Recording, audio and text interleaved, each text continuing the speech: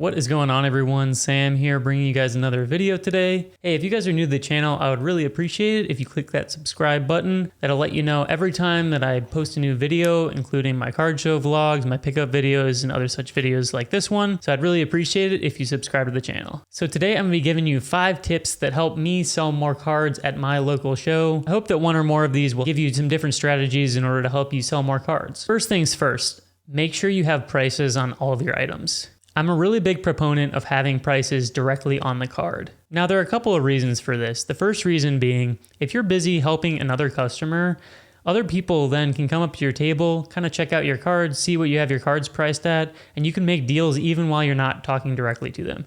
If you don't have prices on any of your cards, that's not something that's possible. And oftentimes, if you're in the middle of a big negotiation with somebody, some people are just going to pass right by your table if you don't have any prices on your cards. Now, another reason to price your cards is that nobody wants to sit there and have you look up comps for every single one of your cards. I understand that the prices fluctuate very frequently on these cards and the markets are up and down, but if you can price your cards ahead of time, even a day or two before, maybe even the week before, that'll give everyone kind of a ballpark of where you're gonna be at. Another reason why I like to put cards on the front of my cards is it's really not a secret. If you're looking to move a card, you're gonna need to have a price on it. Even if you wanna price your cards at 20, 30, 40, 50% above comps, at least there's a starting point where somebody has to go from. If you have a card in your showcase, I'm assuming that it's for sale, so why not just put a price on it? It really makes everyone's life a lot easier. So for pricing my cards, I use 2 different things. I use this label maker right here, and I also use these colored stickers that I write prices on myself. And so for the label maker, I use labels on cards that have sleeves or team bags over them because the residue can get a little sticky if you attach them directly to top loaders. And then for these stickers, these are great because these are really removable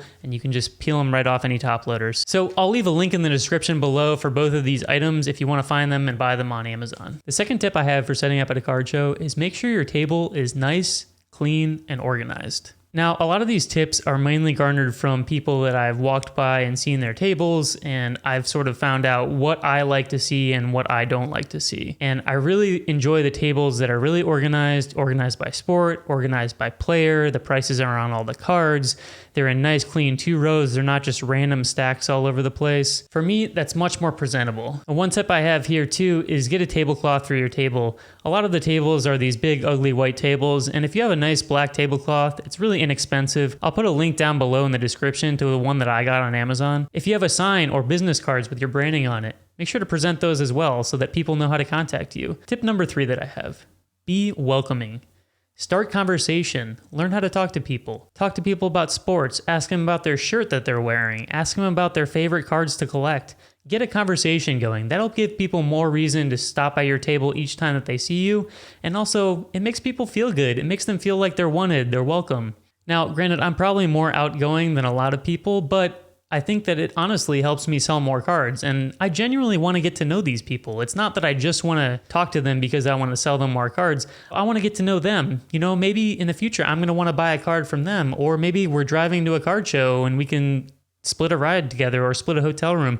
You never know what the relationships can be. So I always encourage people, make sure you're talking to people. If people are coming with their wives or their boyfriends or their husbands or whatever, make sure to talk to the spouses even if they're not into card collecting. It makes people feel really good. Tip number 4, leave a little profit for the next person. Now, I know this is a bit of a touchy subject for some people, but the reality is that I'd say probably 70 to 80% of people that go to card shows are looking to make profit on the cards that they buy, either in the short term or the long term. And frankly, there's really nothing wrong with that. But in my opinion, if people are looking for profit, you need to make sure that you're leaving room for them. So when I'm selling a card, my goal is to get anywhere between 15 and 25% profit of what I paid for the card. That's certainly not a hard and fast number. But when you see people come up to your table and they're trying to buy stuff under comps, as long as you're making money, and as long as I'm personally making 5 or 10%, most of the time I'm gonna be willing to let it go, especially if it's something that I've been sitting on for a little while. I always make sure that I have fresh inventory and I'm leaving meat on the bone for the next person to make profit on that particular card. There's been a number of occasions where I've really regretted not taking profit and holding on to a card, and then eventually I'm actually gonna be selling that card for a loss. Remember, you're never gonna go broke taking profit. Leave some meat on the bone for the next person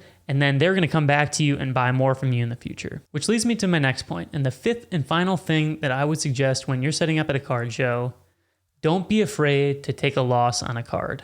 I know that this is a really hard thing to stomach for some people, but there are so many people that are so dead set that every single card that they have to sell, they have to make 20, 25, 30, 40, 50% profit on, or else they'll just hold on to the card. In my opinion, that is completely the wrong philosophy.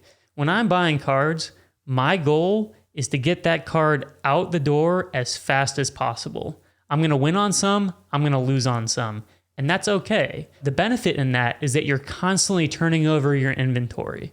I'm not a proponent of taking a loss on every card, obviously, but I think that especially if you've been sitting on cards for 2, 3, 4, 5 months and you know that the card value is just declining and declining and declining, sometimes it's better to just cut your losses and let it go. So it's really about the macro in this situation. And if you watch my interview with Andy Albert from Indie Card Exchange, he'll tell you the same exact thing. And, one of the advices I give people is don't get stuck in kind of the microeconomic aspect of this business, because if you focus on just cards, like one or two cards that you just can't lose money on, and next thing you know, it kind of balloons, right? Yeah. Or wax, like there's probably what, 100 products on the shelf right now? Mm-hmm.